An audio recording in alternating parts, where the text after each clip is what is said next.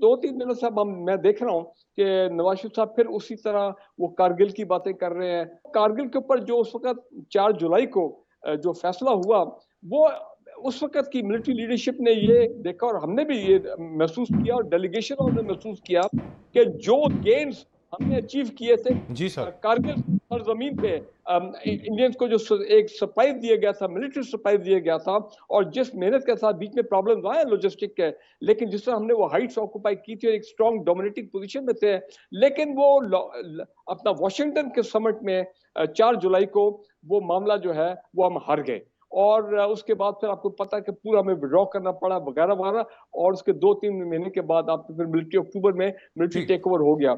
पाकिस्तान में अगले चंद हफ्तों के बाद इलेक्शंस होने जा रहे हैं और हम अपनी कौम को वक्त पर आगाह कर रहे हैं कि ये इलेक्शन पाकिस्तान को खाना जंगी और तबाही की जानिब लेकर जाएंगे। पाकिस्तान पे वो लोग रूल कर रहे हैं जो सुबह उठे ना तो उनको पता चला था पाकिस्तान बन गया। उनके पाकिस्तान को बनाने में, कंट्रीब्यूशन में, सेक्रीफाइस में उनका कोई रोल नहीं है। वो सुबह उठे उन्हें पता चली लो जी पाकिस्तान बन गया। वो लोग अब वो तबका रूल कर रहे हैं। जो कौमें अपनी तारीख से सबक नहीं सीखती उनका जोग्राफिया बहुत जल्द तब्दील हो जाता है। 1971 में हमने अपनी तारीख से कोई सबक नहीं सीखा था, नतीजतन हमारा जोग्राफिया तब्दील हो गया। पाकिस्तान बनाई बंगला स्पीकिंग लोगों ने था। पाकिस्तान की शुरू में देख लें मूवमेंट, सारी ऑर्गेनाइजेशन देख लें, मुस्लिम लीग की स्ट्रक्चराइजेशन देख लें, वो सारी बंगालियों ने, सारी स्प्रिट, सारी रूह, सारी उसमें एनर्जी बंगाली लोगों की थी। एक बहुत बड़ी आर्गुमेंट दी जाती है कि जी बंगाली पाकिस्तान से अलग होना चाहते थे क्योंकि मशरकी पाकिस्तान पर जुल्म होता था, उनको हकूक नहीं दिए जाते थे। मगर क्या आपको मालूम है कि मशरकी पाकिस्तान में सिर्फ बंगाली नहीं रहते थे, लाखों की तादाद में 30-40 लाख बिहारी भी रहते थे, बिहारी मुसलमान। उनमें से तो किसी ने कभी यह नहीं कहा कि मशरकी पाकिस्तान पर जुल्म हो रहा। उन 30-35 लाख बिहारियों में से तो किसी एक ने यह नहीं कहा कि हम पाकिस्तान तोड़ के अलग होना चाहते हैं।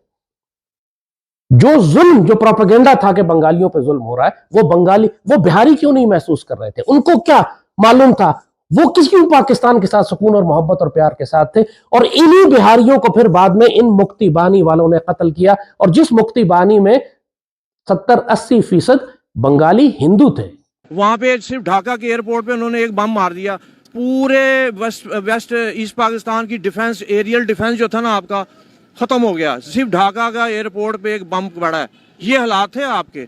एक ही वो एयरबॉर्न वहाँ पे वो था, मतलब हवाई अड्डा, उसका एक बम से वो गया, आपका एयर डिफेंस का मामला सारा गया।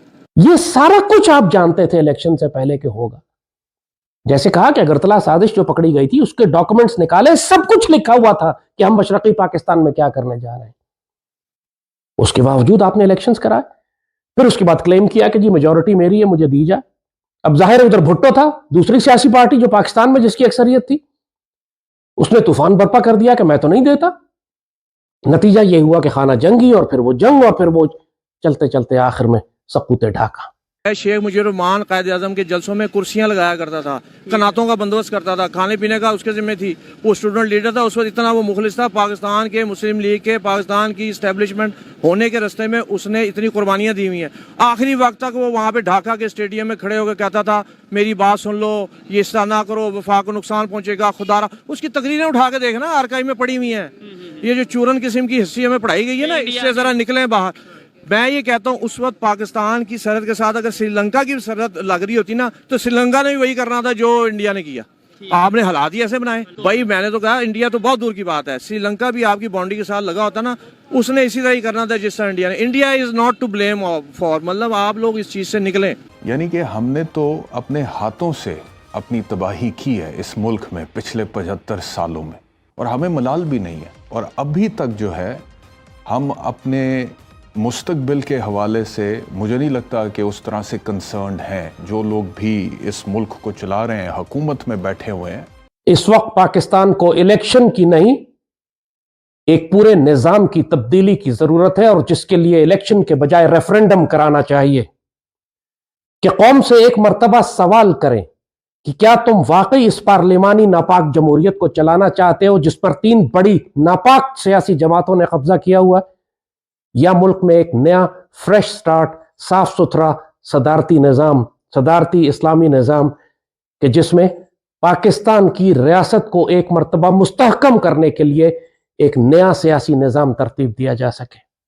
एक बात याद रखिएगा कि 1970 में पाकिस्तान एक जमहूरी इलेक्शन के नतीजे में टूटा था।